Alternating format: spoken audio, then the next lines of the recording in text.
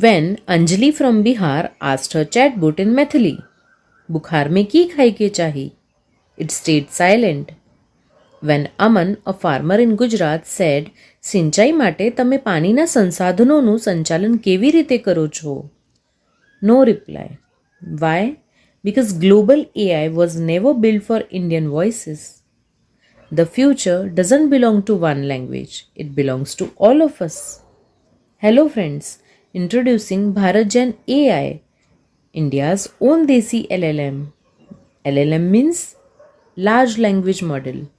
Built in India, trained in 22 plus Indian languages, designed to understand the way we speak, not just fluent English, but Bhojpuri, Tamil, Assamese, Marathi, Urdu, Gujarati, and many more.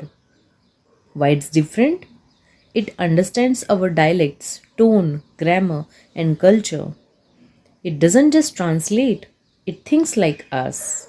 With one mission, AI for all. From students to sarpanches and from farmers to frontline workers, BharatGen is making AI a part of everyday life.